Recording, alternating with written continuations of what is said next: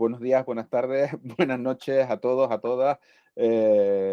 Muchas gracias por darle al botón del extra de esta edición magnífica de Blu-ray de Calle Mayor de José Antonio Bardem, perdón, de Juan Antonio Bardem, tocayo mío, ya me he cambiado el nombre a mí mismo.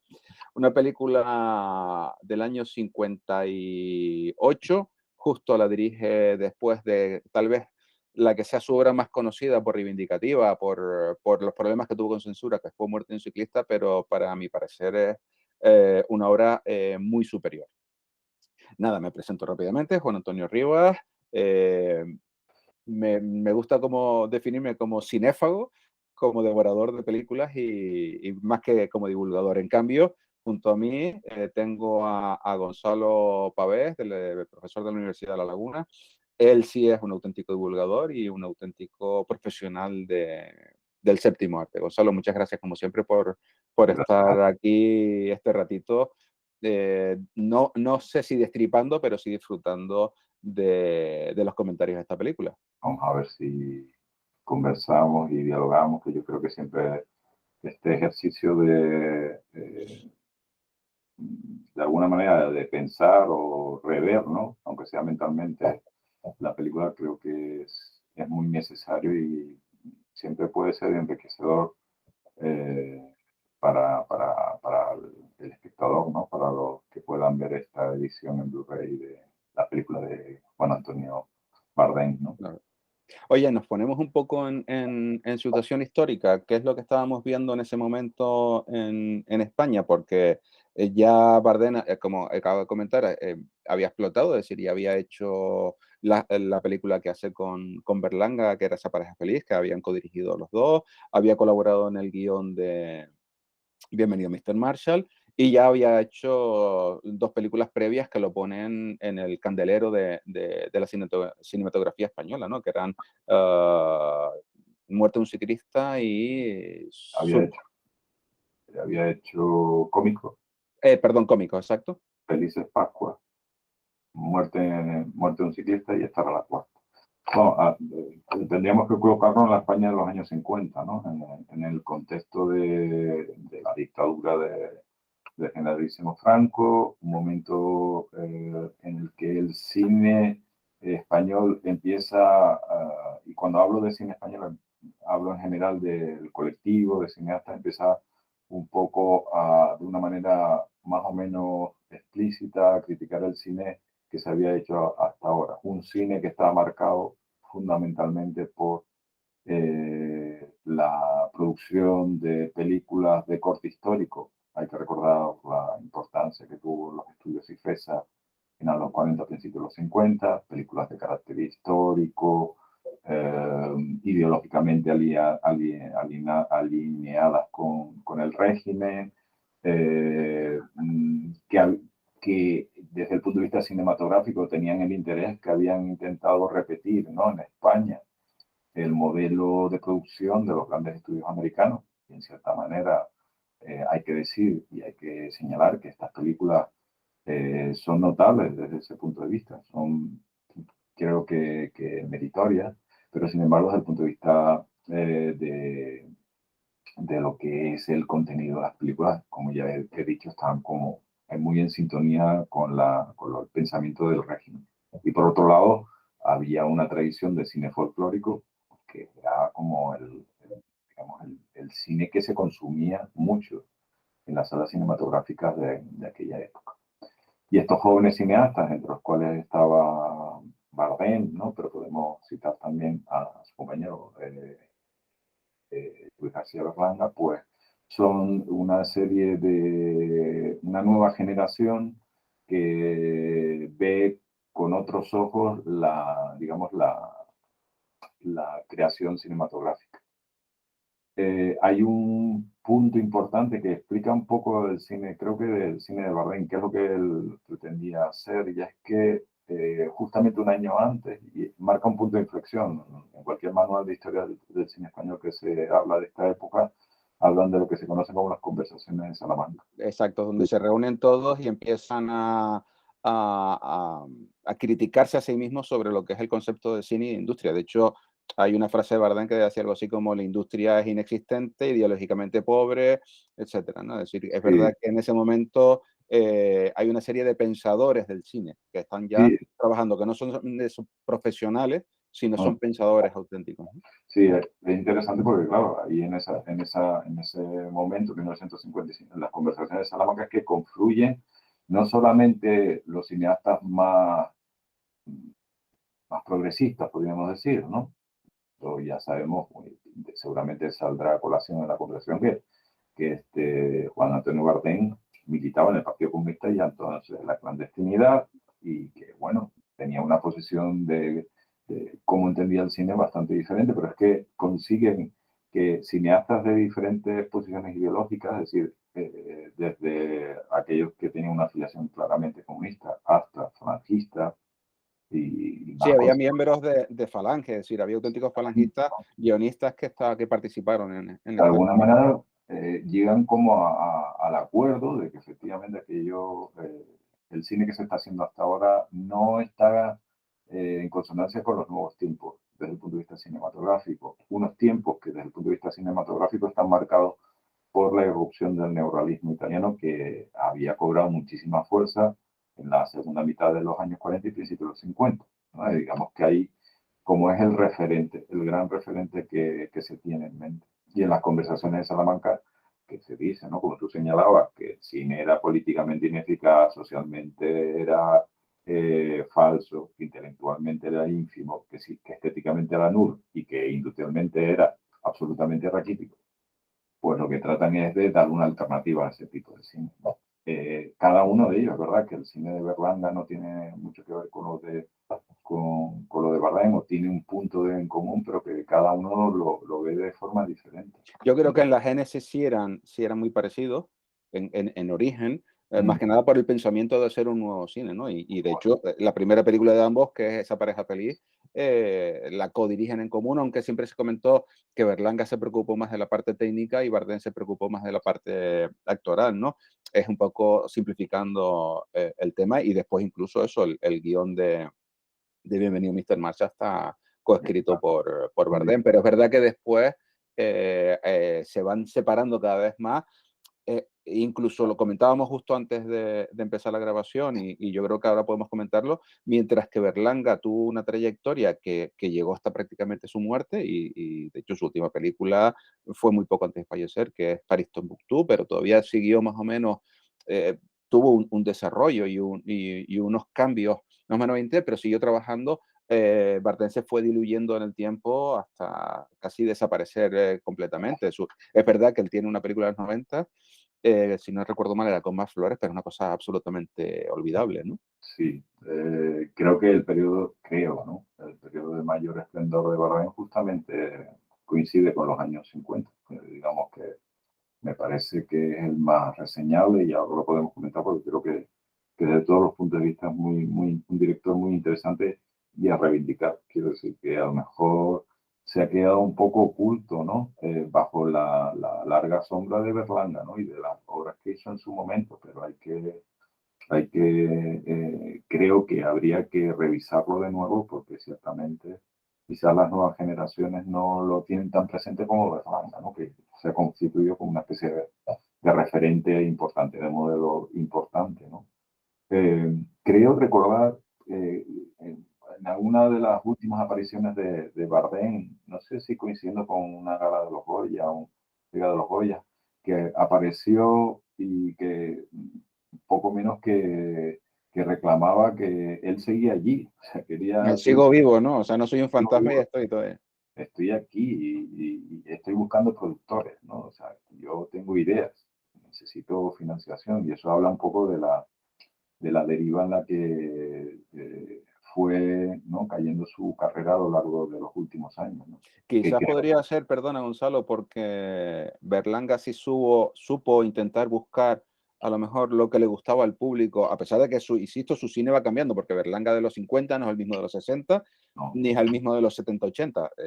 no, Creo que son épocas muy diferenciadas de cada uno de él, mientras que Bardem yo creo que siempre intentó insistir en una misma temática de cine, porque tú ves la que estamos hablando ahora, que es Calle Mayor, o ves justo la anterior Muerte de un ciclista, y tienen tropos muy parecidos. Es decir, ves por dónde van claramente los intereses de Bardem. Y yo creo que eso él no lo fue o no quiso o no supo adaptarse a al nuevo cine. Es decir, Sí, la España de los 50, que yo creo que está tan bien retratada en Muerte en Ciclistas, pero aquí yo creo que además está muchísimo más clara, no es la misma España que después está en los 60, ni por supuesto la España de los 70, ¿no? digamos, ese fue uno de sus problemas, ¿no? Que se quedó como desconectado. Y, pero, digamos, estoy un poco también improvisando sobre la marcha. También hay muchos directores que vivieron mejor con la dictadura, ¿no? Con la dictadura se vive mejor en el sentido que les permitía, tenía Un objetivo por el que, o al una que llegar, realidad que exacto, que sí. estaba muy presente, que les permitía realizar un tipo de cine mucho más combativo, más militante, más político, y eso le servía como una especie de frontón que desde el punto de vista creativo era muy interesante. Eh, mm, y eso puede ser una de las razones, ¿no? De esta progresiva, ¿no? Difuminación de la figura de Bardem, ¿no? Que como creo que quedará claro después del visionado por parte de los espectadores de esta edición de Blu-ray, me parece que es un director que hay que seguir hablando de él, ¿no? Sí, además un director que técnicamente yo creo que era muy potente, es decir, a la hora de manejar la cámara, la luz, sabía perfectamente lo que estaba haciendo y yo creo que era un rara avis eh, comparándolo con el resto de los autores o directores de esta época. Yo creo que es verdad que es un tipo que se nota que ha bebido mucho cine clásico. Y, después lo hablaremos en algún momento, pero yo creo que incluso esta película, a pesar de que bebe mucho de las fuentes neorrealistas, como acabas de comentar, ¿no? Que era el cine un poco que estaba marcando la línea en ese momento en el mundo, casi parece más un melodrama típico de Hollywood por lo que está contando y cómo lo está contando, más que el neorrealismo italiano. A pesar Sí, de que estemos viendo la España tal cual, ¿no? sí, Está porque existiendo. Bardem mantuvo con el neorrealismo digamos, una posición un poco, no digo ambigua, sino de amor-odio, ¿no? Había una cierta fascinación por lo que estaban haciendo los italianos, pero no era eso lo que él quería hacer. O sea, reconocía los valores que tenía el cine neorrealista italiano, pero desde el punto de vista cinematográfico me parece que el cine de Bardem en esta época es muchísimo más depurado que formalmente estoy hablando, ¿eh? Sí, sí. El cine neorrealista con el que nosotros identificamos el cine neorrealista, que esa sería otra historia, ¿no? Pero digamos que es verdad que la película tiene una factura realmente notable. O sea, a mí me parece que tanto desde el punto de vista de la planificación, tanto desde el punto de vista digamos, de lo que son la fotografía, me parece que una Es que es película montaje, música, después comentaremos un par de secuencias que se me quedaron grabados, que son fantásticas, sí. tiene una manera de narrar muy potente y creo que muy personal. O sea, o sea, es un tipo de cine que comparado incluso con el cine de los grandes estudios americanos, destaca. O sea, no todos los directores americanos de esa época eh, tenían un estilo tan característico, ¿no? Aunque él señala su deuda, por ejemplo, con Elia Kazan, ¿vale? Que también no la vamos a conectar seguramente con Betsy Blair, ¿no? Ujú. Pero que se ve que es como tú señalas, un personaje que había bebido mucho del cine. Y también hay que tener en cuenta que fue uno de estos directores que formó parte de lo que puede ser una especie de escuela de cine, ¿no? El Instituto de Experiencias Cinematográficas que se creó precisamente en esta época y que le sirvió como una fuente de formación muy importante, ¿no? Y que creo que se nota. La película también dicen que si se compara con Muerte de un ciclista o cómicos, ¿no?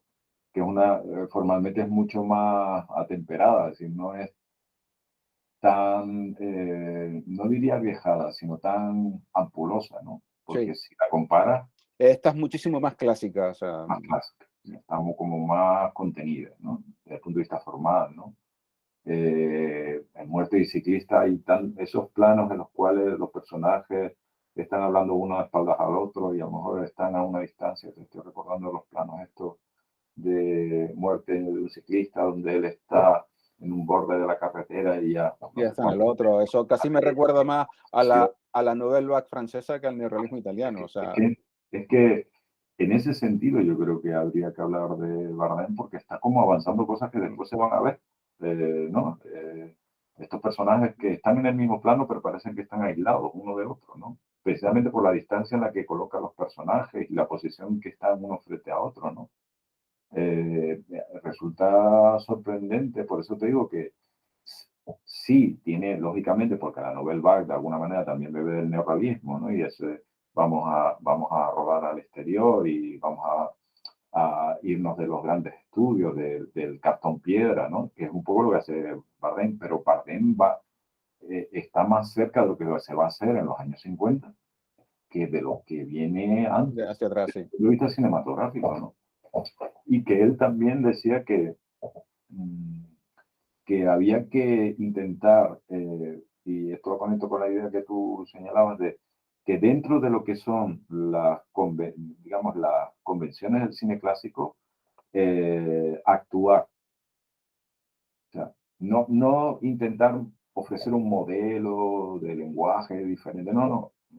Voy a trabajar aquí, pero voy a trabajar desde dentro. Como Intentar herramienta además a lo que yo quiero exactamente, contar, es decir, no se va a limitar exactamente. a la estética. Este es el traje y yo voy a ver cómo fuerzo las costuras, pero sin romperlo, ¿no? Y voy a ir hasta, y me parece que aquí lo logra. Aquí sí que lo hace de una manera bastante brillante. Y a mí me parece que de los años 50 una de las obras fundamentales, Calle Mayor, ¿no? Desde el punto de vista cinematográfico, es un lugar a duda. A mí me parece que demuestra que efectivamente el cine español estaba ya en ese momento a un nivel de primera calidad. De hecho, Bardem, mucho más que Berlanga, fue el primero que consigue un éxito y una cierta resonancia internacional. O sea, es él el que conoce, con Muerte de un ciclista primero y después Y con pues esta con esta que tiene un premio del público en el Festival de Venecia, o sea que de Venecia. ¿No? Todas las crónicas cuentan que estuvo a punto de ganar el León de Oro, pero que efectivamente se le dio el de la crítica un poco como reconocimiento y habla de que con 4 películas Bardem ya estaba siendo, a decir, la comidilla, pero digamos que su nombre sonaba. sí, además era ¿No? un director ya completamente maduro, que Exacto. un director que con su tercera película, que es eso, Muerte de un ciclista, consigue visualmente lo que está consiguiendo, y ya con esta es un director completamente maduro. Es complicado en una filmografía de un director que en sus primeras películas ya se muestre completamente estable, es decir, que notes perfectamente que la película ya está hecha, está bien hecha, que Sí, no es un director que está aprendiendo, sino que tiene no, no, muy claras las que ideas. tiene bastante claro lo que quiere hacer, ¿no? Él hablaba de que quería hacer, y yo creo que en eso también, un poco ya entrando en lo que puede ser la película en sí, que también ya lo veíamos en las otras anteriores, es decir, hacer un cine frente a ese cine que hablamos antes, ¿no? De cartón piedra, un poco folclórico, superficial, de entretenimiento. Él quería hacer un cine del aquí y ahora, hablaba siempre, ¿no? Es decir, del presente, de la gente corriente, además, que es importante. No de los grandes héroes, sino gente común, porque la protagonista de esta película, ¿no? Esta solterona interpretada por Bessie Blair, en realidad es una mujer Eh, eh, anodina, si quieren, sí. ¿no? No, es una mujer como otra cualquiera podría haberse encontrado en la calle. Ahí sí conecta con el neorrealismo, ¿no? En ese sentido de darle voz a la gente corriente, ¿no? Y construir a partir de ellos, ¿no? A partir de la vida de esta gente, eh, historias que puedan servir de modelo, porque él lo que quería es que el cine tuviera, digamos, una función pedagógica.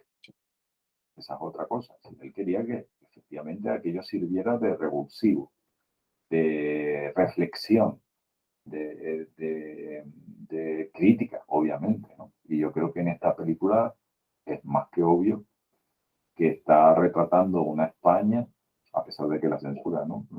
Lo intento evitar, una España bastante gris, que era la consecuencia del establecimiento de la dictadura de Franco. Y además yo creo que era la España real, ¿no? No es la España que si tú tienes interés en saber más o menos cómo se vivía en una ciudad de provincias, que no fuera Madrid, que no fuera Barcelona, sino una ciudad de provincias, es decir, el 90% restante de la geografía española, lo que tienes que ver es Calle Mayor. O sea, esto era la España de los años 50. Yo creo que es un reflejo más que fiel de cómo era vivir en aquella España que tú has definido perfectamente como gris en aquella época, ¿no?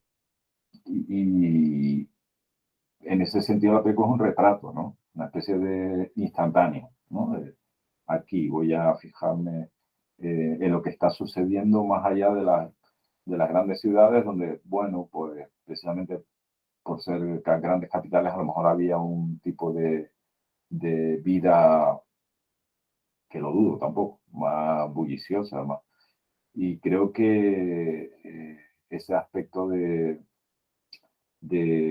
vida un tanto anodina, ¿no? De vida un Es tanto vida gris, es una vida triste sin de cómo era futuro. aquello que decía Baraja, es una vida de pulular. O sea, Sí, estos sobrevivían en vivían. toda, sí, Y está bien que utilices el verbo pulular porque la calle Mayor, ¿no?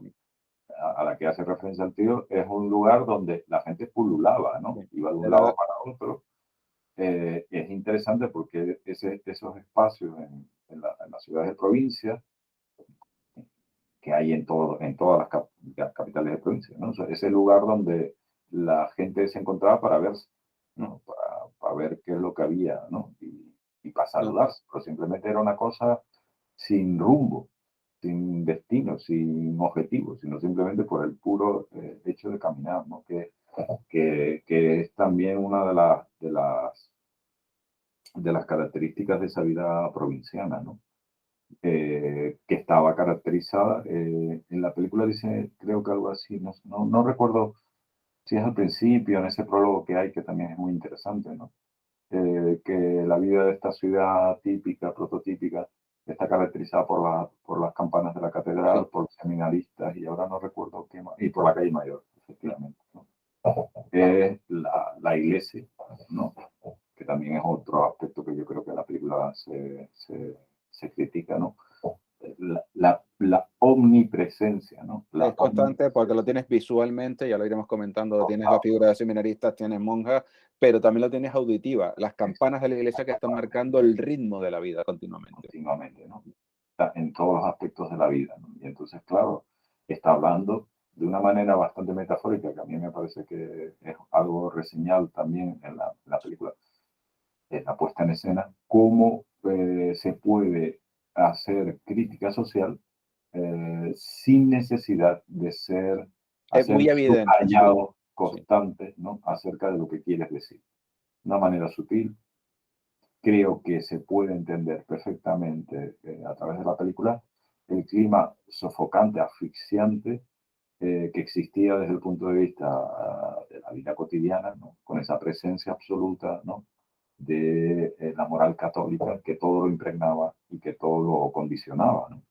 Y que además esta historia de amor, ¿no? Que presenta la película está condicionada por eso y curiosamente, que eso hablaremos, supongo que hablaremos, eh, algunas de las secuencias más importantes de las películas Transcurren siempre en un transcurren entorno donde hay religión, de o en una religión. iglesia, o con seminaristas, o O lo que sea, sea. está ahí como muy marcando, ¿no? La película.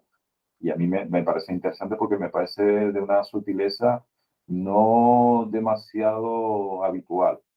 En el cine español, por lo menos de esta época, parece que había como más brocha gorda, o cuando obviamente la mayor parte del cine ni se planteaba este tipo de posiciones, ¿no? De crítica a lo que había, ¿no? Oye, Pero mira, no, para ir ya empezando, porque estamos empezando a dejar caer ya cosas, momentos es que tal, digo, yo creo que ya va siendo hora que nos pongamos con la peli, ¿no? sí, Me resultó curioso, porque yo la película la había visto, pues, si digo 40 años, A lo mejor exagero un poquito, pero 30 y muy largos, sí. Y no la había vuelto a recuperar. La tenía ahí como que me había gustado, pero no lo había recuperado bueno, para preparar esta charla entre tú y yo hoy, la he vuelto a ver, la he vuelto a ver, pues, curiosamente ayer. Para la fecha de hoy, donde estamos grabando, la vi ayer, ¿no? Y lo primero que me sorprendió, yo no lo recordaba, que esto está basado muy lejanamente y muy libremente en una obra, no era un sainete, sino una obra más o menos dramática de Carlos Arniches, ¿no? Que es un escritor alicantino, pero que yo creo que era el que mejor reflejaba el Madrid castizo. O sea, si tú piensas en el Madrid de postal, el Madrid castizo piensas en Arniches, ¿no? La obra de teatro también la recuperé un rato ayer, no la vi completa. Está en televisión a la carta, puedes ver adaptaciones. Hay al menos dos adaptaciones de Estudio 1, una en color, otra en blanco y negro. Pero me sorprendió el cómo partes de la base de una obra que, vale, sí tiene un contexto dramático, pero es una comedia, porque tiene momentos de mucha risa y de repente tengo una obra tan dura como la que tenemos ahora mismo entre manos. Yo reconozco que tal cual empieza la película, lo has dicho tú, hay un prólogo, voy a dejarlo un poco aparcado, pero la película comienza con algo visualmente que me recordó a los chistes de Gila. Aquellos, cuando Gila se ponía la boina y empezaba a contar las cosas del pueblo y contaba lo de las bromas de la gente del pueblo, ¿no? Y decía uno, habéis matado a mi hijo, pero lo que me he reído, ¿no? Entonces, a priori, fíjate que comienza la película con lo que podría haber sido una comedia costumbrista, una comedia de esa de las que hacía Arniches pura y dura, y después va deviniendo en otra historia mucho más dramática, ¿no? Entonces, Sí, me parte, llamó mucho la atención es ¿qué le llamaría la atención a Bardem de esta obra? ¿Y qué es lo que de repente dice, no, yo no quiero hacer esto, sino parto de esa situación y hago otra cosa, ¿no? Es que reconozco que todavía para mí es una cuestión que no tiene, por lo menos yo no lo he encontrado respuesta, ¿no? yo Aparte creo de saber lo que quiere mostrar, ¿no? Pero cómo utiliza o cómo bebe de una comedia para contarnos una historia tan dura como que esa secuencia inicial que está, es muy buena, además, ¿no? A mí me parece que muy... Y cómo la conecta enseguida con el resto de la historia, ¿no? Porque es verdad lo que tú señalas, que da la impresión de que es como una especie de intrusión cómica, aunque tiene muchísimo de humor negro, Sí, ¿no? sí, pero como decía Berlanga, el humor negro es el humor de España, es decir, no, no nos engañemos. Es como muy negro. ¿Cómo conecta eso con el resto de una historia que es verdad que lo que tú señalas está conectado, digamos, él lo declaraba abiertamente, ¿no? Que había sido la obra La señorita Trevelez, Trevelé. se llama, de Nietzsche, que es una obra del principio del siglo XX, además. Mm. Cómo había, él decía que lo más que le interesaba de esa obra era el tema de la broma. Eh, la anécdota de la broma, ¿no? De como un grupo, o como en la obra de teatro, yo no la he visto, pero La lo obra de que... teatro, por ponernos así en antecedentes, es simplemente dos individuos, dos jóvenes que viven en un pueblo grande, una ciudad pequeña, es verdad, o incluso puede ser en un barrio de Madrid, o no lo dejan claro, enamorados de la misma criada, que es la criada de la familia Trevelez, o Trevelez, a ver, y uno pertenece a un grupo porque es de jóvenes aburridos y tienen un grupo que se dedican a hacer bromas, el otro no pertenece al grupo, entonces los de las bromas, para quitarse del medio al contrincante, lo que hacen es que le escriben una carta a la hija de la familia esta, diciéndole o haciéndose pasar por el otro, el contrincante, declarando su amor. Es decir, juegan más a una pelea entre dos bobos, entre dos jóvenes bobalicones, que en una de las versiones, por ejemplo, es Juan Diego, que está fantástico, junto con Nicolás Dueñas. Y entonces esa es la anécdota. Eh, insisto, y está todo tomado como broma. Mientras Sí, que la película, que no lo hemos contado, es la historia de cómo un grupo de energúmenos que pueden vivir en cualquier ciudad, en cualquier pueblo, que se aburren porque no tienen que hacer y se dedican a hacer bromas. Y la broma que se les ocurre, que es el hilo argumental de la película, es hacer creer a una solterona que tiene 35 años del pueblo, de la ciudad, que uno está enamorado perdidamente de ella y van llevando esa broma cada vez más lejos hasta convertir en una relación y tal, pero todo no desde el punto de vista de la comedia, como en el otro lado, ni la pugna entre esos dos individuos, sino desde el punto de vista de la vileza humana, de cómo reírse de los Sí, demás, ¿no? Es la gran diferencia, que ya es mucho, o sea, que la excusa simplemente es una broma, pero ya la película y la obra de teatro original se separan completamente, ¿no? hay que decir que no es una adaptación. No, no, es una adaptación muy Claro, libre, es una es un punto de inspiración. película basada en la idea de la historia de Un la punto de obra de teatro. inspiración. De hecho, algunos otros autores que he estado viendo por ahí también señalan que para él fue importante una obra de Federico García Lorca, que es la Rosita la soltera. doña Rosita la Soltera, que plantea, no plantea lo que le interesa es la figura de, quiero decir, que en Arnichen lo importante no, digamos, era la broma, aquí es la figura de la chica que es objeto de esta burla, ¿no? Claro, y es una figura además interesante porque es la figura de la solterona, una figura que en los años de posguerra existió de una manera bastante abundante, básicamente por una cuestión eh, poblacional Claro, durante había, la guerra civil. yo creo que había dos conceptos. Una era el de han muerto muchos hombres, con lo cual quedan muchas mujeres solteras. Y la segunda era que recuerda que muchas veces la hija menor de una familia se iba a quedar siempre soltera para cuidar a los padres. A Con los lo cual padres. esa figura está relacionada históricamente en ese momento de posguerra, es decir, 10 años más tarde, bueno, casi en este caso 18 más tarde del final de la Guerra Civil Española, eh, con lo cual hay menos hombres, pero también es esa figura que en la película no está explícito, porque Sí, realmente es por otras circunstancias que nunca están muy claras, pero bueno, está, de la figura de la hija menor que simplemente ha nacido para cuidar de los sí, padres sí, siendo sí. ancianos, ¿no? Y aparte que hay que tener el contexto en el que nos movíamos, que está relacionado con lo que hablamos antes, es decir, ese contexto del nacionalcatolicismo donde la maternidad se sacraliza. Mm, O sea, aquellas mujeres que no pueden cumplir o que no consiguen, ¿no?, alcanzar el fin para el cual, según el régimen, ¿no?, y la ideología imperante, estaban destinadas, pues eran objeto de burla, o sea, eran objeto de escarnio social. Es decir, esta mujer, con esta expresión que siempre a mí me ha parecido bastante lamentable, ¿no? Pues la de y estar para vestir santos, ¿no? exactamente, o O vestir quedarse santo. para vestir santos. Eran expresiones que se utilizaban en aquella época y que muchas mujeres vivieron con angustia. Hoy en día nos resulta absolutamente normal que una mujer opte por no ser madre o vivir una vida independiente, pero en aquella época había un peso social sobre ella que realmente muchísimas mujeres sufrían por este motivo. Y yo creo Fíjate, que allí esa es la figura que a él le interesa, ¿no?, un poco tratar, ¿no?, y abordarlo porque le sirve para hacer una crítica de todo ese sistema que existe alrededor de... Fíjate que adelantándonos, yo creo que la figura de Luisa, de Betsy Blair, de la actriz en este momento, es una figura absolutamente feminista, es decir, es un personaje de hoy en día. No quiero adelantarme, ya llegaremos al final, ¿no? Al final de la historia, pero yo creo que la resolución de ese personaje es que encuadra perfectamente con lo que acabas tú de decir, ¿no? Las decisiones que va tomando.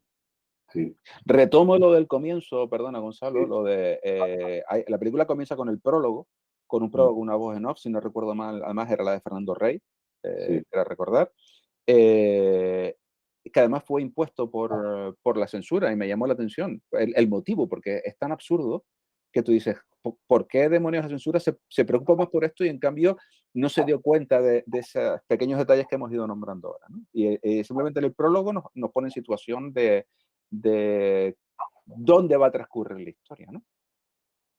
y básicamente lo que dice ese prólogo es, esto no es España.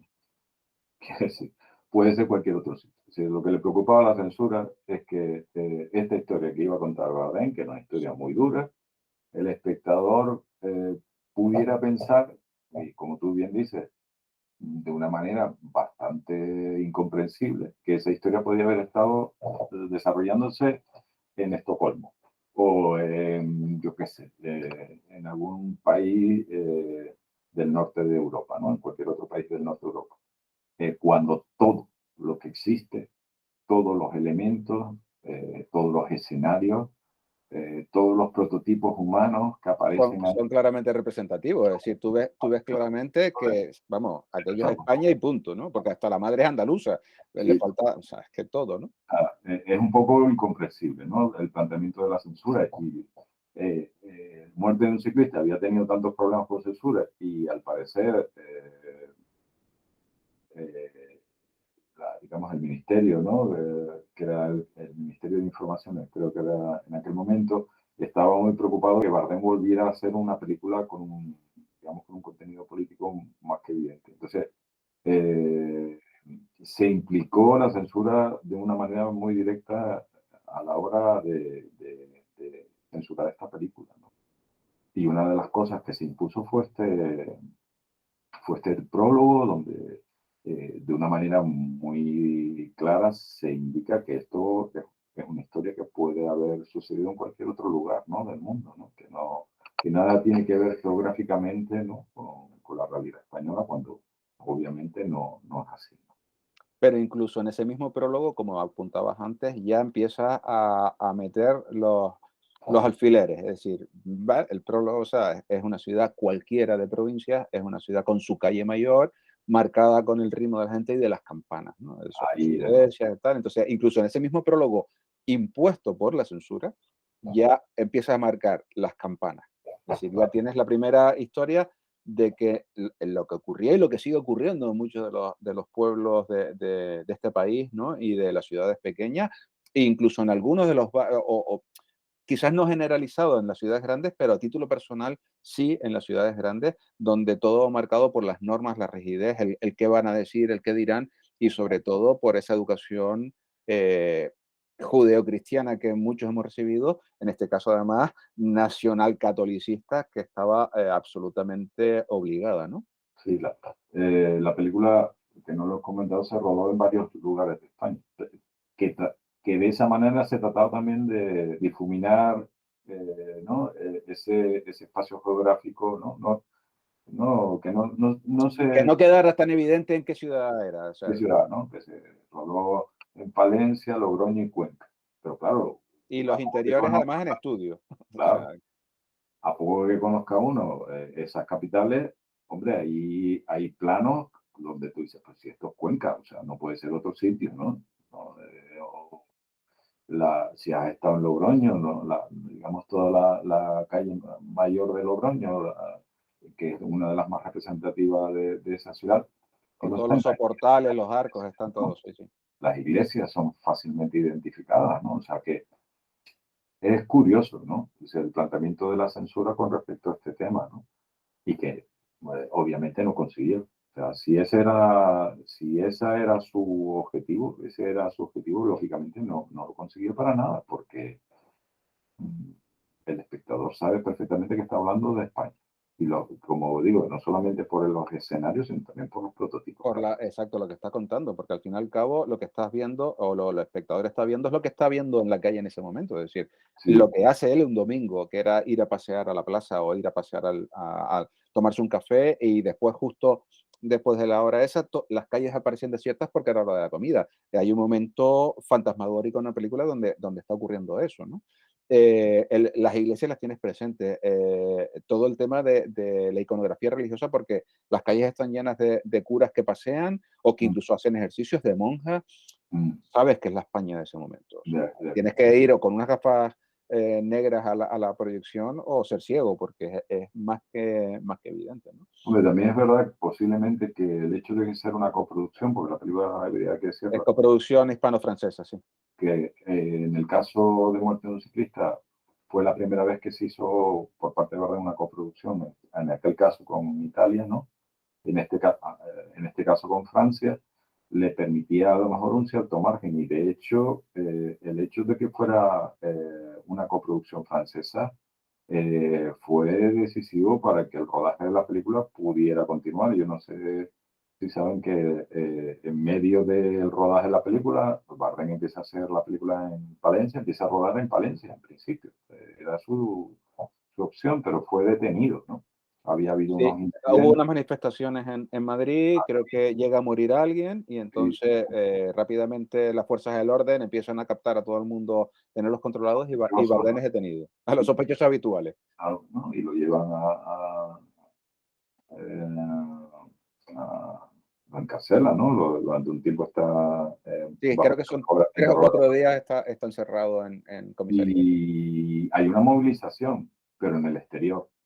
Es decir, gracias precisamente a esa coproducción francesa, los críticos franceses, Chaplin se manifiesta. O sea, quiero decir, eso habla de digamos, del conocimiento que se tenía de la figura de Bardem en el exterior. Gente como Chaplin se manifiesta en favor de la liberación de Bardem. Betsy Blair, que también es un personaje interesante, ¿no? Que se podría hablar de él un poco, se niega absolutamente, va a visitarlo, ¿no? A donde está Bardem, y Bardem le pide que se niegue a rodar nada si él no está, y efectivamente ella se planta como la gran estrella de Hollywood que era, y paraliza, digamos, el rodaje, porque ella se niega a filmar si no está Juan Antonio Bardem al frente de la filmación. Y eso provoca que después la película fuera trasladada a Cuenca y a Logroño, ¿no? Es decir, que también tiene como una especie de backstage, ¿no? Que resulta interesante. Eh, y creo que el hecho de que fuera una coproducción fue decisivo, ¿no? Quizás para sortear de algunos problemas que tenían que ver con la censura, ¿no? Como el tratamiento de la censura. Eh, pero eh, es verdad que hay, por lo que he podido leer, hubo algunas otras intervenciones, y que hubo algunas secuencias que se tuvo que suprimir eh, por cuestiones que ya sabemos que la censura intervenía de una forma bastante absurda, ¿no? Pero en términos generales creo que esa crítica, o sea, la crítica de fondo que existe permanece en la película de una forma bastante evidente, ¿no? Fíjate que los personajes estos que organizan la broma yo creo que es la representación del clásico individuo, que yo creo que además no por aburrimiento, sino porque como viven en un sitio donde a priori la vida es tan gris, se dedican solamente, que me llamó mucho la atención, era a preparar esas bromas, a ser miembros del casino local, que el casino local no era un lugar de juegos que es La Vega, sino simplemente el lugar de reunión social donde echaban las partidas al billar, al mus o lo que sea, y se reunían, se tomaban las copas, cada uno además tenía su familia. Es curioso porque además muchos de ellos estaban casados, los personajes, y en cambio tenían esa vida aparte de la familia, ¿no? Y Bardem lo muestra claramente aquí, es decir, yo estoy casado, mi mujer está en mi casa, mi mujer hace la comida, mi mujer está en las procesiones, mi mujer está en la iglesia, yo me puedo ir a tomar el café, yo me puedo ir a jugar al billar, yo me puedo gastar estas bromas y yo me puedo ir, voy a decirlo de una manera tan bestia, me puedo ir de puta.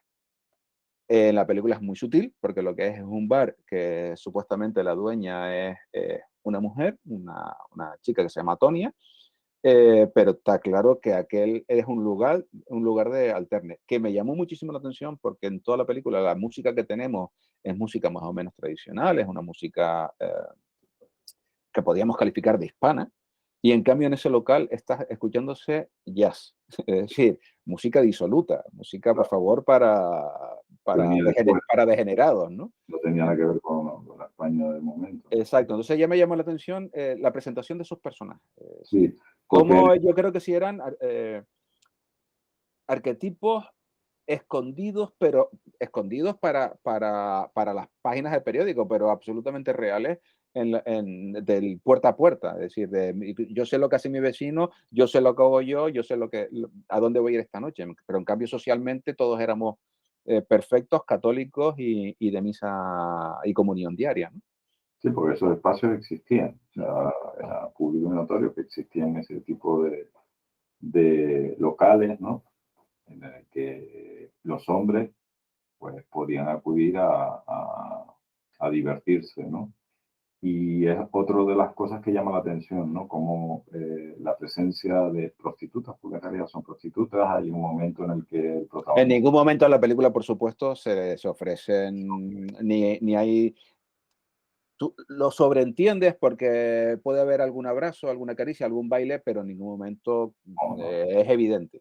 O sea, es evidente, tú lo señalabas, utilizabas el término porque son arquetipos, porque hay una iconografía y cualquier espectador que sea más o menos cultivado identifica obviamente esos personajes. No hacía falta que te lo dijeran explícitamente, sino que tú lo entendías.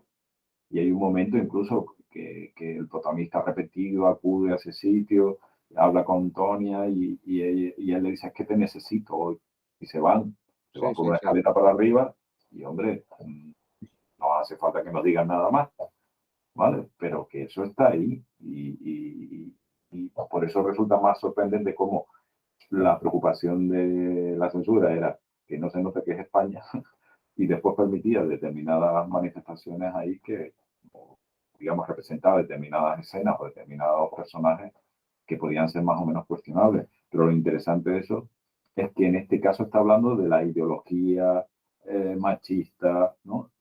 Patriarcal que existía en esos años también, ¿no? Que Y que además era la marcada por el régimen, es decir, esto es lo que hay que super, hacer. es súper moderna en ese aspecto.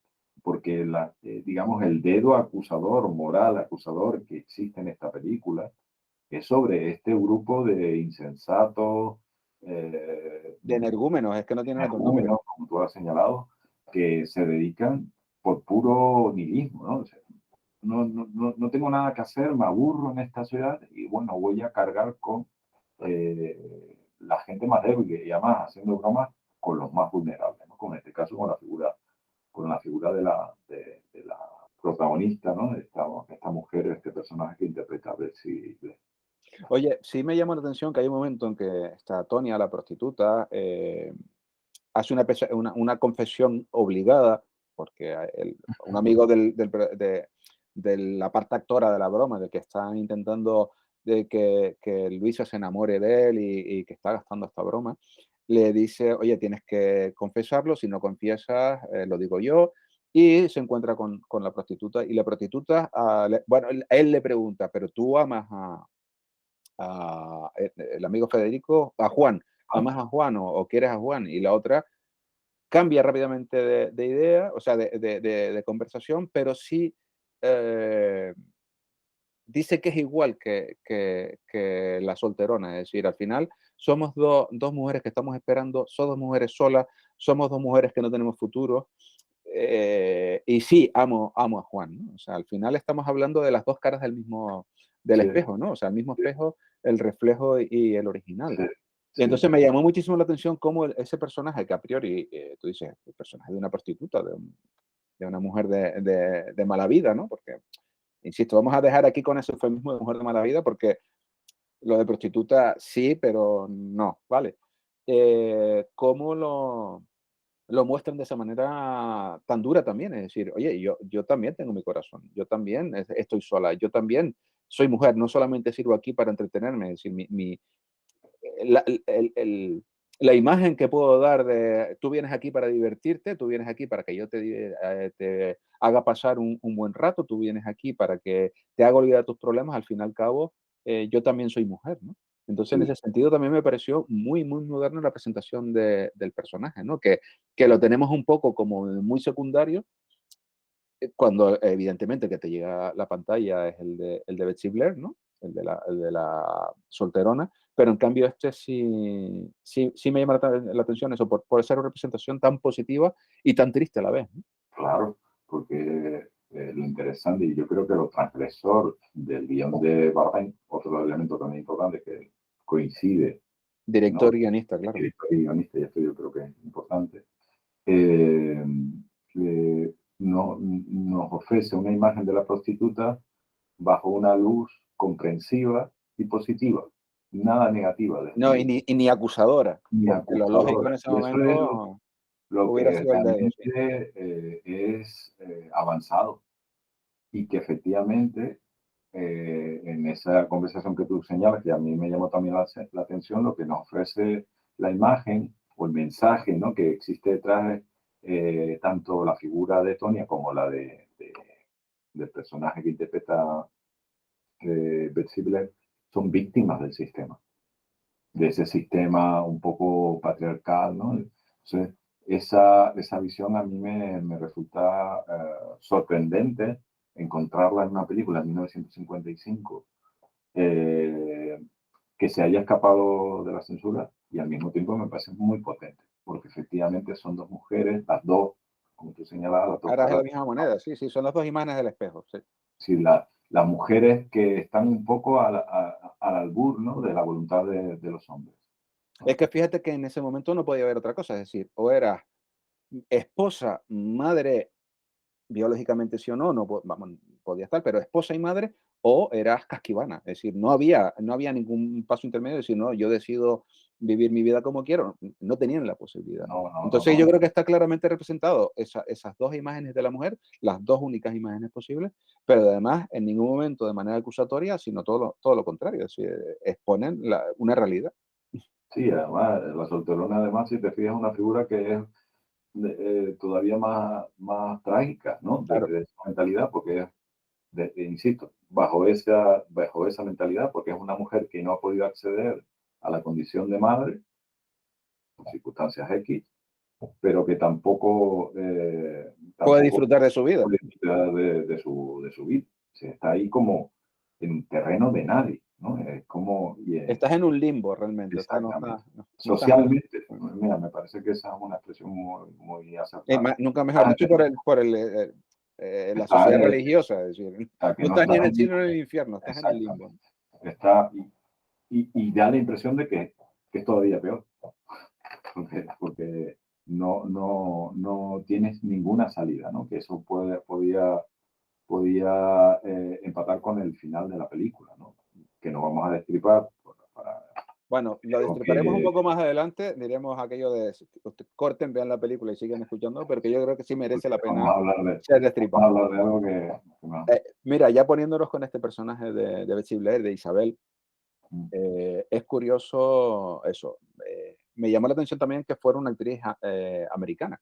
Es decir, como alguien que tiene ya un peso más o menos en Hollywood, 2 años antes había hecho la película de Marty, que fue ganadora del Oscar, la película la película y el actor, creo que fue ella, ¿no?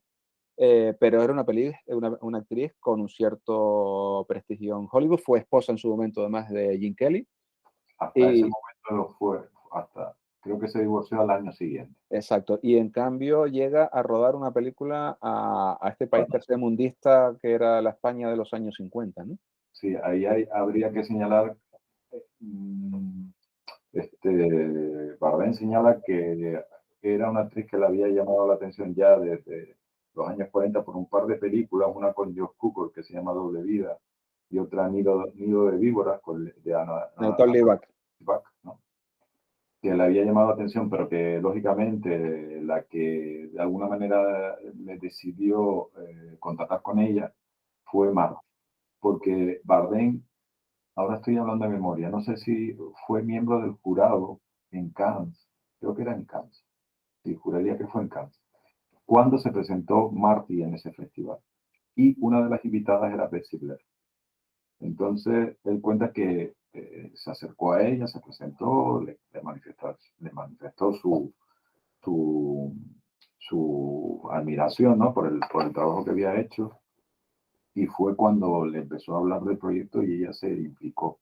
También habría que señalar que Betsy Blair fue objeto de la casa de brujas en Hollywood y que se vio obligada a salir. Es verdad que ella tenía como cierta simpatía digamos, por el movimiento comunista, y eso le hizo a principios de los años 50 exiliarse a Europa para poder trabajar. Fue en ese momento cuando se divorció de Jim Kelly y digamos que estaba todo en ese mismo momento.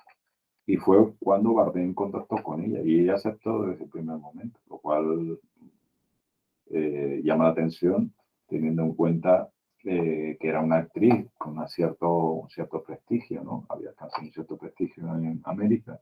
Y de pronto la vemos interpretando a una señorita de provincia en la película Calle Mayor, ¿no? Es más, Sí, si tú no sabes que es una actriz americana y simplemente pues, te pones a ver la película porque sí, en ningún momento parece que es una actriz extranjera, parece una actriz española.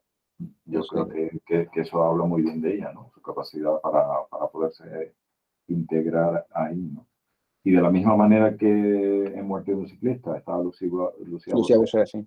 es porque eran coproducciones y eso facilitaba digamos, la llegada de actores, obligaba, ¿no? Lógicamente, a hacer una coproducción a tener actores de fuera. Y en este caso fue Bessie Blair porque en ese momento estaba en Francia.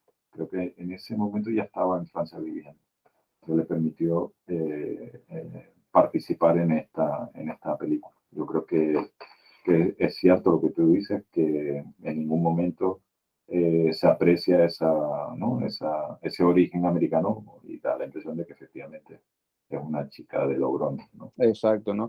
Me Sufriendo. reconozco que me gustó más mucho la representación que hace de ese personaje de solterona, porque sutilmente va cambiando, es decir, va desde el principio, donde ella simplemente Mm, se presenta por la calle, hola, es mi amiga, y no sé qué, tal, es la hija del el coronel no sé quién que murió en guerra. Curiosamente que hay un momento que la censura también, cuando ella dice que su padre murió en la guerra, qué pena que hubiera podido llegar a ser general. Originalmente decían, como otros muchos, como otro. refiriéndose claramente a Franco, eso sí lo eliminan, decían, podía haber llegado a general, pero no dicen lo de otros y tal. Pues eso, al principio es como muy anodino, pero después poco a poco, simplemente con su actuación, Sí, vamos viendo su personaje, nos vamos enamorando de ese personaje. Al final, nosotros somos ese personaje, porque lógicamente no te vas a identificar con el cabrón que la está engañando. O sea, te mm, identificas con ella como persona inocente. Pero como poco a poco va mostrando en su propia cara la ilusión, la esperanza, la felicidad que se le ha sido, que le han negado, ¿no? mm, Eh, y yo creo que pocas actrices han sido capaces de transmitir eso, porque incluso si rascas un poquito puede haber incluso una pequeña muestra de esa represión sexual que podía haber tenido, ese deseo sexual, porque yo creo que está claro que ella está tomando la voz cantante, lógicamente, porque ella es la que está enamorada, mientras que el personaje de Juan es el que está engañando, por lo tanto está como más parado, retraído, pero cuando empiezan a darse besos, es ella mm, la que está dando besos, es ella la que está continuamente, abrázame, dime que me quieres, es decir, yo creo que hay una sutil representación sí, de ese deseo sexual, pero que aquí, si la ves más inocentemente, es simplemente el despertar de la felicidad sí. matrimonial, ¿no? Pero bueno, yo creo que además lo de la felicidad es importante, es felicidad con mayúscula, porque le está buscando la felicidad Está real, ¿no? abriendo a esta mujer, ¿no? Que tampoco era tan mayor.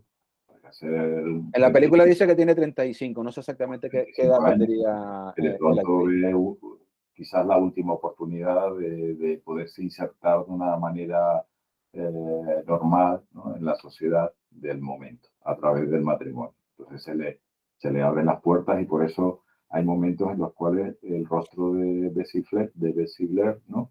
Aparece casi transfigurado. Yo estoy ahora pensando en esa secuencia que les recomiendo a los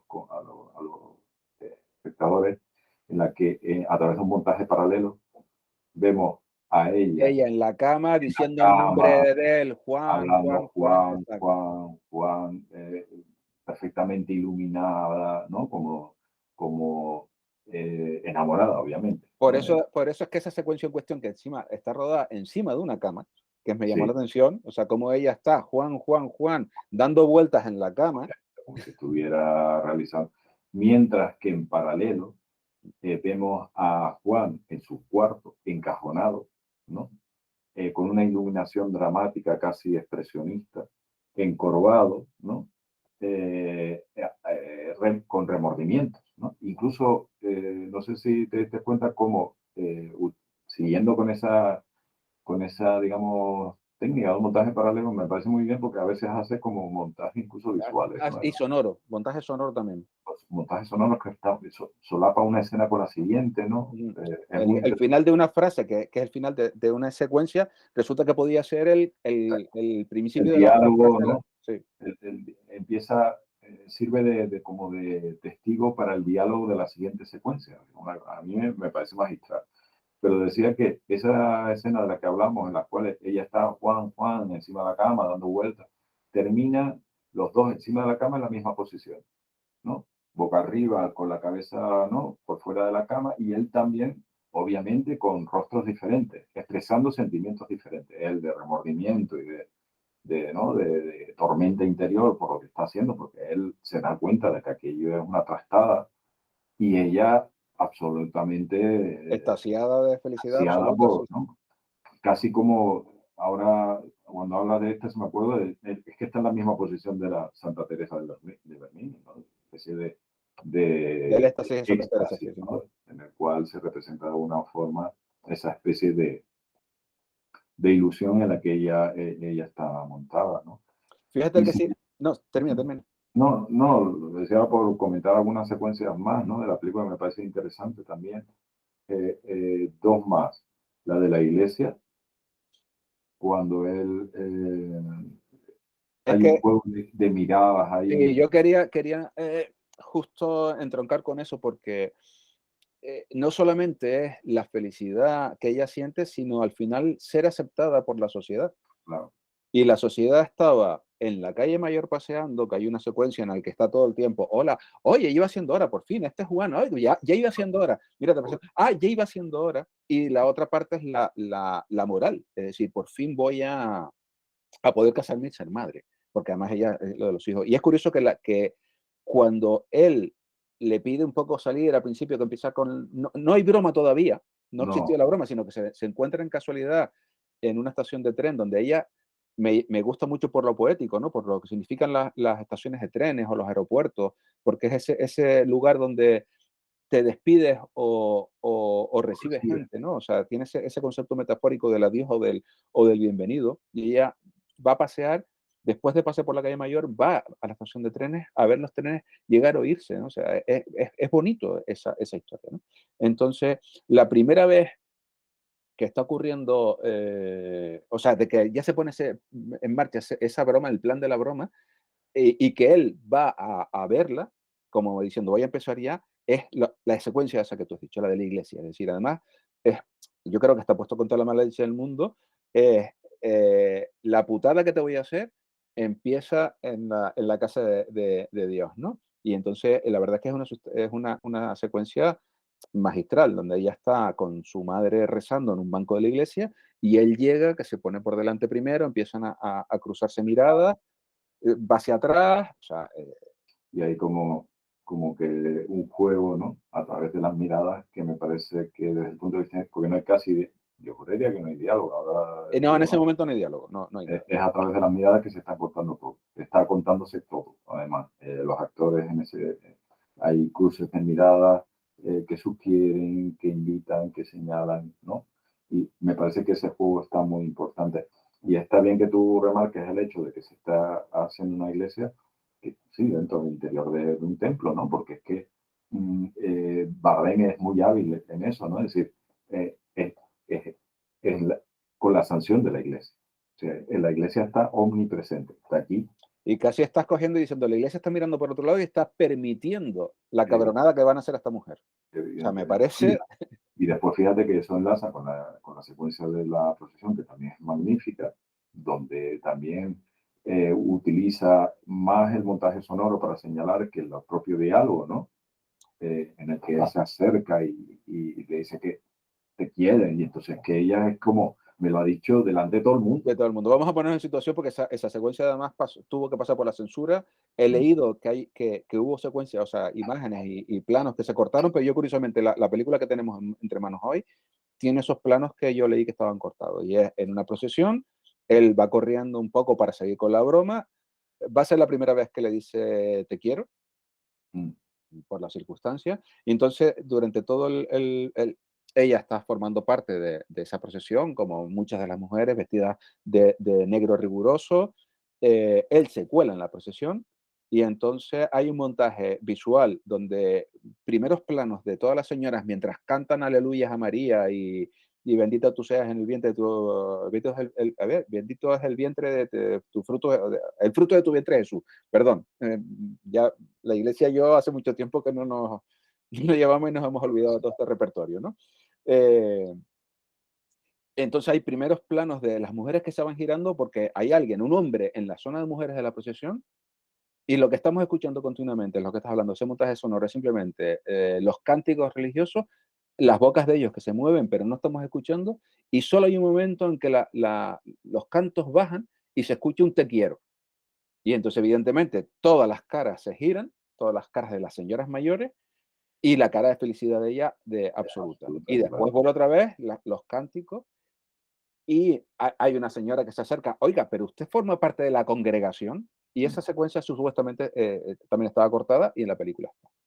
Lo curioso, y que me vuelve otra vez a llamar la atención, y que vuelve otra vez a lo que hemos estado hablando durante este largo rato, es que la primera, ella con cara de felicidad, él ya se va, le ha dicho te quiero, en esa gran mentira, pero para ella es real, y lo primero que canta, y que entonces ya sí se escucha la voz de ella, es bendito es el vientre de tus frutos, Jesús. Es decir, lo que tú has hablado de, por fin soy o voy a ser madre, por fin voy a ser mujer, Exactamente. por fin Eso voy a pertenecer a lo que la sociedad me obliga a ser mujer. Es decir, yo creo que hasta justo está que sutilmente es simplemente ella sigue con la procesión, que es lo que se cantaba, los cánticos religiosos de la procesión, pero es que lo que se le oye es bendito el fruto de tu vientre.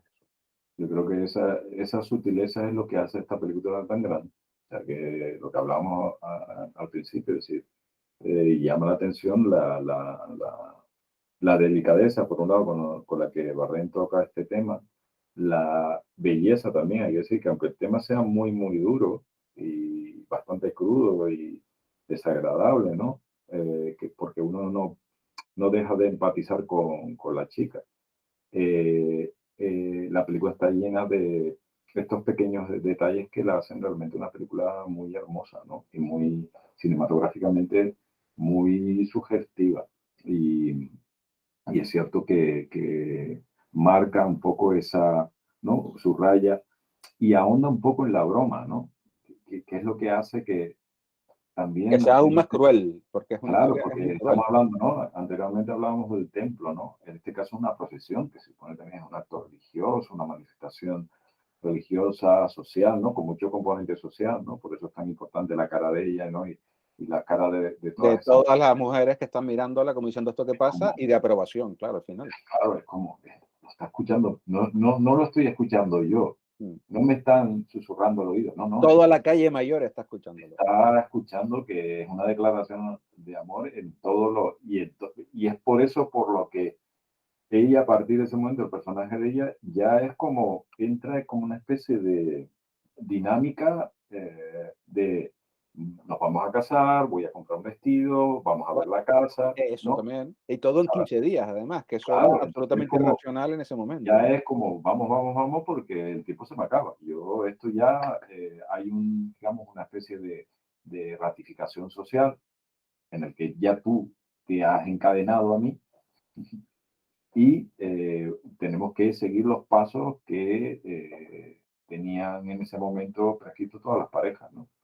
Y claro, es el momento en el que él entra ya en una situación en otra dinámica que es, ¿esto O sea, cómo lo esto pasa? se me está escapando de las manos, ya no hay manera, Se claro. me ha escapado de las manos, ¿no? Eso ya, Hay un momento, es que yo tengo otras dos secuencias aquí que están sobre la marcha. Una es, creo que era previa, que es el monólogo que tiene ella cuando le está contando qué ha sentido toda su vida cuando desde sus amigas del colegio, las monjas, su madre, sus tías, todas le han dicho, pero estás soltera, pero no te casas, pero no te casas, pero no vas a tener hijos, pero no te casas. Que yo creo que ahí estaba claro lo que comentas al principio, que es Cuenca, porque se ven de fondo las casas colgadas. Vamos, no había, yo no he estado en Cuenca, pero la foto sí, o sea, vamos, está que, más que que evidente. Y es durísimo, porque además es la primera vez que ella se abre realmente, justo después de la parte de la iglesia. Ella se está abriendo, ella le está contando, ella se está dando a conocer definitivamente porque va a ser la mujer de aquel hombre, ¿no? Aquel hombre que por fin la ha elegido, porque no, además ella lo dice, no sé por qué, la verdad es que nunca me lo he explicado, nunca me lo he preguntado por qué estoy soltera. Y frente a aquel hombre, ella se abre, se está abriendo. Además, es curioso que se abra en un ambiente tan abierto, que es ese momento del río, ¿no? O sea, me refiero del río, de ese paisaje tan abierto, pero sonoramente tenemos dos sonidos otra vez.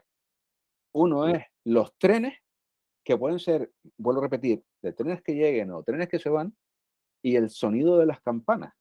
Y por si no se queda claro, ella los nombra, ¿no? Nombra, mira, se oyen los trenes y tal. Y mira, el ruido de las campanas. Es decir, volvemos otra vez a tener esos dos dos, conceptos metafóricos, pero creo que tan importantes en la peli, ¿no?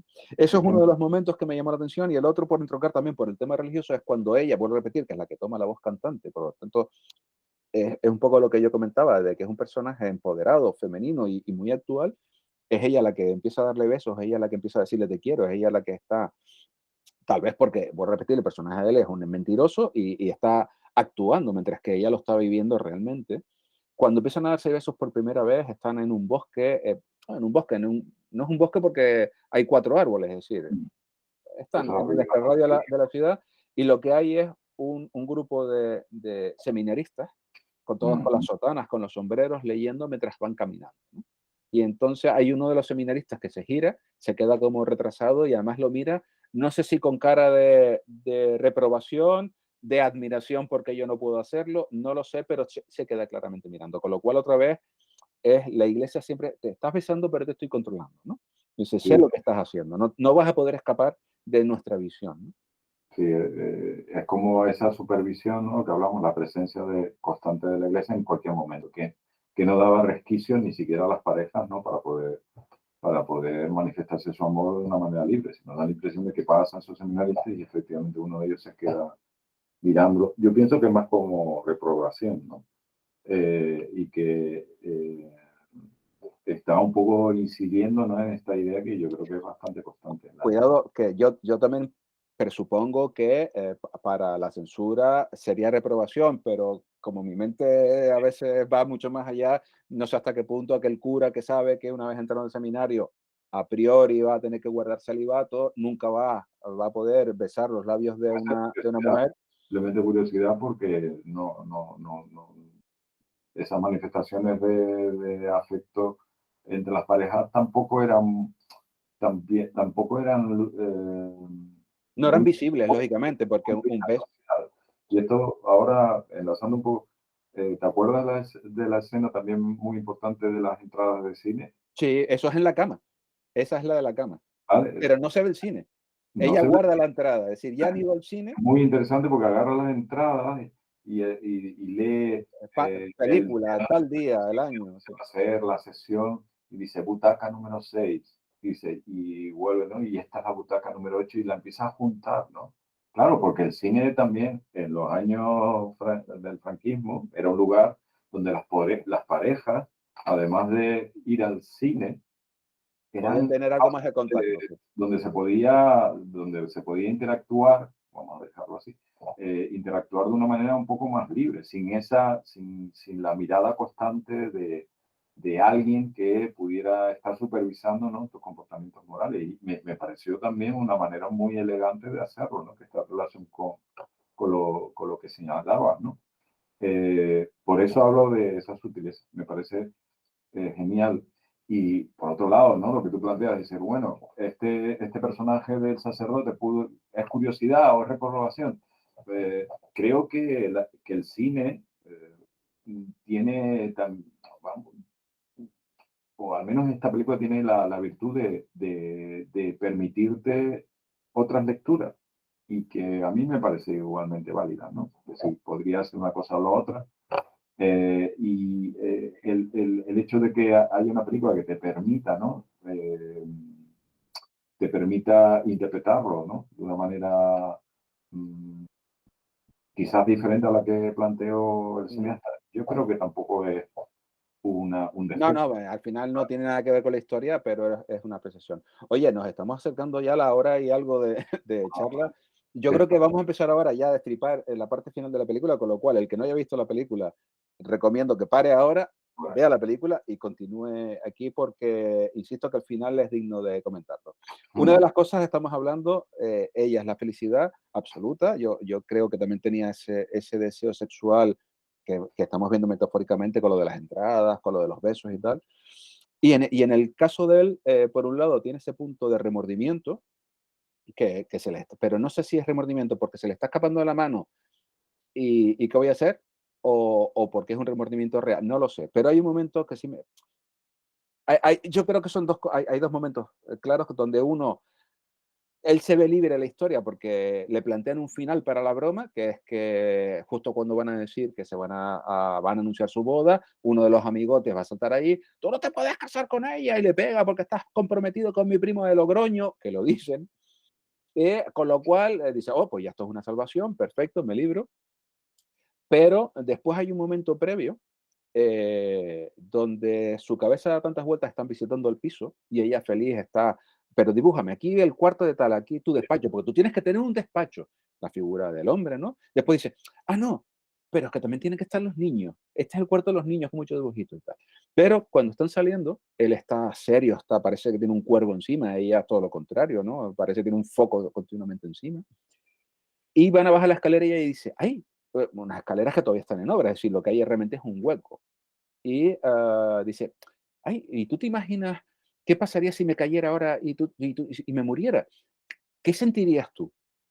Y entonces la cámara está continuamente fijándola a él y, y yo creo que por su cabeza está, bueno, después ya plano del agujero, plano de él, tú dices, la tira, la tira y soluciona el problema.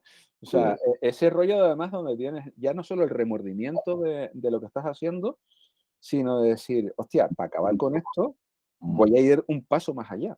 Es sí, decir, y además rompen, hay una barandilla ahí mal puesta de madera, de obra, se rompe la barandilla, cae, y que por cierto, a mí el plano, es verdad que lo tengo en la cabeza, me recordó, sin ser tan espectacular, al de Vértigo, al del campanario, tal cual.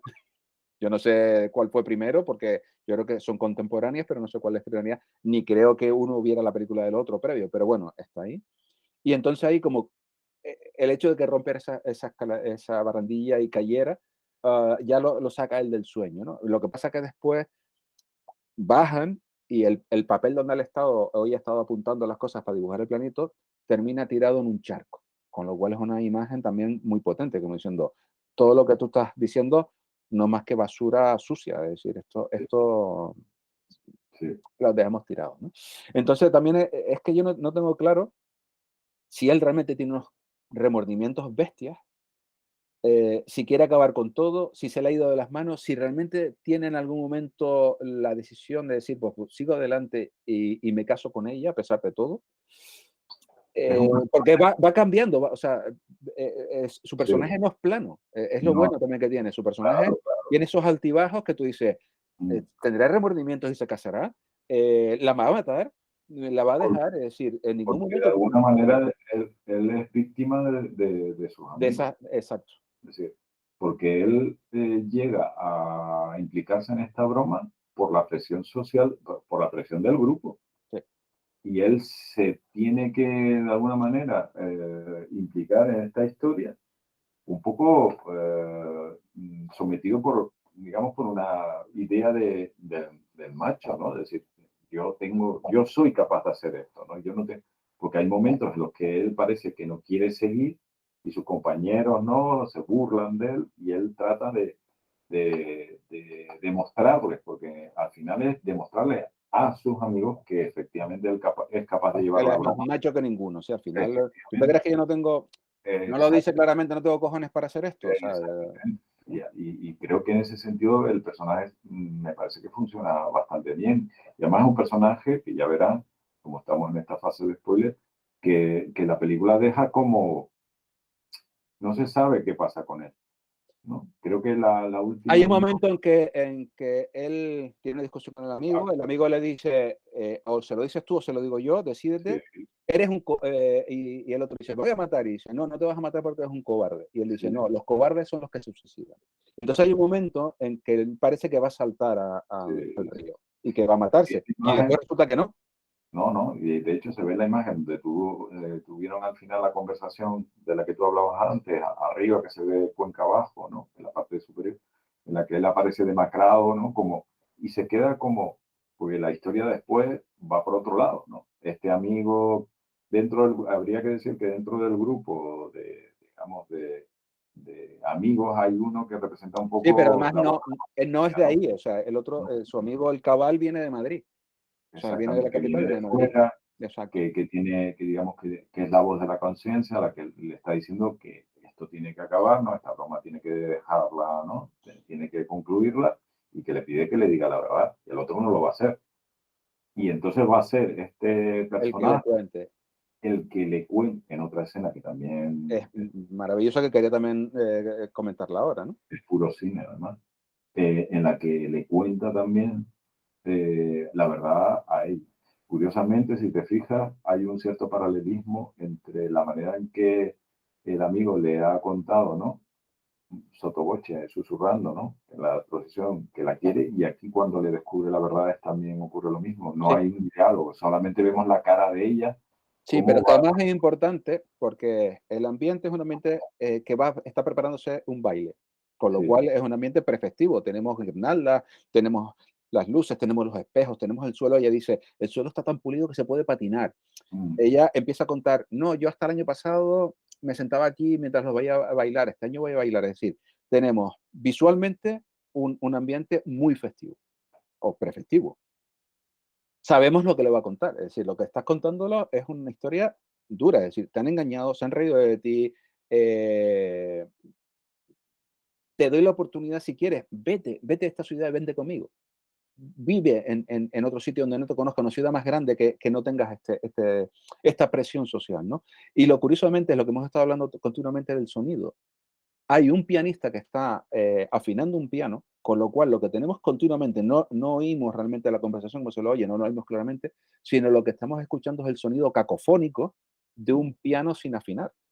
sí, Con lo cual, además, visualmente estamos en el sitio más elegante del mundo, la fiesta que va a ser la fiesta más bonita del pueblo, pero en nuestro oído lo que llega es una música que duele, que nos amante, está, que o sea, me quiero arrancar las orejas, o sea, estoy sí, escuchando can, can, can, can. Claro, o sea, es lo que está escuchando ella. sí. Ella está escuchando lo que no quería oír, o sea, está Esa- escuchando que mi felicidad es mentira. Hay que O sea, recordar que además en ese baile era el momento en el el que cual iban a anunciar la se fecha de la boda, supone exactamente que se iba a anunciar la boda, es decir, el reconocimiento, ¿no? Otra vez, ¿no? social otra vez, que se iba a hacer en un sitio público frente a todo el mundo, ¿no? Efectivamente. Y aquí, utilizando la banda sonora, pues está Bardem explicándonos cosas, lo cual demuestra que en el cine no es necesariamente, el diálogo no es necesario siempre. A veces, a veces se pierde un poco de vista esto. Y que visualmente, incluso sonoramente, utilizando otros elementos expresivos que en el cine son muy importantes, Hay aquí muchos picados, es decir, los planos son molestos, muy, son sí, molestos, sí. son molestos porque no está dentro de la normalidad. No hay un equilibrio, no son imágenes equilibradas. Sí, y que está subrayado por esa música disonante que está hablando de algo que no estoy viendo. Y además que está bien porque hay primerísimos planos de la actriz y que vemos cómo se va Se está rompiendo. desencajando. Se le va desencajando el rostro porque está escuchando, ¿no? Lo que le está diciendo el personaje de este amigo, ¿no? Creo que se llama Federico. Federico Rivas. Federico. No era familia mía, pero bueno. Y es interesante, a mí me parece que es otra de, ya hemos enseñado 3 o 4 secuencias que son realmente fabulosas, ¿no? Dentro de la película. Fíjate que en este momento le está diciendo a él eso, o sea, rompe con esta vida que tienes, no vas a poder vivir aquí, te vas a tener que terminar encerrando de nuevo, vas a tener simplemente que ir a la iglesia a vestir los santos, es decir, a Sí, adornar las iglesias, a preparar los santos para las procesiones, porque además, o sea, si ya el nombre es feo, la visualización de qué significa eso es aún más horrible, o sea, solo sirve para eso. El único hombre que vas a tocar es un hombre de madera y sí, de hierro y que ya está, ¿no? O sea, sí. donde él le dice, ¿te ha pasado esto? Aquí no vas a poder vivir, huye. Mm. Vive, huye en otro lado, coge el tren conmigo esta noche, vete, ¿no? Y entonces ya vamos a la secuencia, Final, no la final, sino la penúltima, penúltima. la penúltima que es él en la estación de tren, y ella que va corriendo al tren, como diciendo, voy a cogerlo, me voy, sola, sin maleta, sin nada, pero cuando está cogiendo o va a coger el billete del tren, el vendedor le dice, oye, ¿a dónde? No responde, pero señora, ¿a dónde va? O señorita, ¿a dónde va? No responde, señorita, ¿a dónde va? No responde y no compra. No compro billetes. No compra billete y él la ve, va corriendo a ella, pero vámonos. Y ella no dice nada y ha tomado la decisión de me quedo aquí. O sea, Más una secuencia que está concebida como si fuera una escena de suspense, sí, en paralelo, ¿no? sí, porque él mira el reloj, mira para De afuera, verdad, parece ella, una película de Hitchcock en sí, algunos momentos, ¿no? Va creando ella que llega a la estación, que se queda delante ¿no? de la taquilla, el otro, el vendedor que insiste dónde quiere ir, ella, claro, pero ella no sabe a dónde ir. Ella posiblemente dice, ¿y a dónde voy? O sea, ¿qué es de mi vida? ¿Cómo voy a vivir? O sea, en ese momento se planteaba, es que no conozco otra cosa. Y hay como una especie de constatación de que no tiene escapatoria. O al menos así yo lo entendí. Es decir, no, es que no tengo salida, no tengo más salida que se llama en esa sociedad, quiero decir, ¿eh? En esa contrasta, sociedad. claro, pero contrasta además con él gritándole, pero Isabel, vive, Sí. vive, Pero, tienes que vivir, ¿sabes? Y pero no, ella no era tan fácil. El mensaje que entiendo yo de la película es que en aquella sociedad, ¿no? escapar era prácticamente imposible. Sí. Para una mujer era, digamos, una empresa imposible. Porque ¿con qué medios? ¿No? Ya sabemos cómo era la No legislación podías francesa, trabajar donde sin permitía a permiso, la no podías mujer. tener una cuenta corriente sin permiso, no podías tener dinero sin permiso. Entonces, ahí yo creo que está en ese final, ¿no? En esa impotencia, en esta frustración, doble frustración porque no ha podido, ¿no? Llevar a cabo, ¿no? Esa relación o sacarla adelante y por otro lado que tampoco tiene otra salida, ¿no? Sí, vive, pero ¿cómo? ¿Dónde? ¿Cómo y dónde? ¿No? Y me da la impresión que la respuesta que nos da Bardem en la película, la narrativa, ¿no? El discurso es no. Y digamos, la escena final, ¿no? Digamos, con lo que concluye la película, Sí, ella sale de la estación, va caminando por la calle Mayor, que además es una secuencia, te lo mandé anoche por un WhatsApp, demoledora, demoledora. demoledora, porque te quedas hecho polvo, con toda la dignidad del mundo, eso sí, recta, con la frente muy alta, se ven a aquellos individuos, por llamarlos de alguna manera, aquellos animales riéndose, es, ah, qué bien nos ha salido la broma, sin castigo alguno, además, porque lo lógico hubiera sido una película de Hollywood o de la España más cuadrada y más marcada, hubiera sido que ellos hubieran tenido un castigo, y ella con su frente muy alta caminando sola por la calle Mayor, termina entrando en su casa, viendo el traje con el que iba a ir a la boda, que además aquel traje con un maniquí, una figura muerta además, y ya se asoma a la ventana y la ventana llueve y cae simplemente, cae el agua y fin. ¿No? O sea, es un Eh, final demoledor, pero además de un personaje, yo creo que es muy moderno, pero fuera de tiempo. sí, Es decir, es la mujer que tenía más ideas, que podía haber hecho mucho más, que podía haber vivido, o sea, ya no solo ser feliz, sino haber vivido simplemente, y que va a quedar enterrada en vida tras los cristales en aquella ciudad triste, gris, donde al final, eso, está lloviendo, ¿no? O sea, ni siquiera hay un fenómeno catárquico de esa lluvia como un elemento de limpieza, todo lo contrario, en este momento es vale, un elemento de te he dejado ahí encerrada, ¿no? Y además desdibujo tu cara a través de ese cristal que se está mojando, desdibujo tu rostro, ya vas a hacer, todavía vas a dejar de ser persona y te vas a convertir al final en la solterona, se acabó. Ya no viviendo tienes la vida pasar, quiero decir, exacto. la vida pasar delante de sus narices sin poderse realizar como persona, como mujer. Realmente, Bardem en esta época está haciendo que viendo muerte de un ciclista, ¿no? Los finales de muerte de un ciclista ya está. Son tan inusual, ¿no? Yo incluso le diría en el cine contemporáneo, ¿no? De que se está haciendo en ese momento. Son finales tan duros, tan descarnados, que realmente nos habla acerca de un director que en aquellos años estaba en el cenit de su carrera.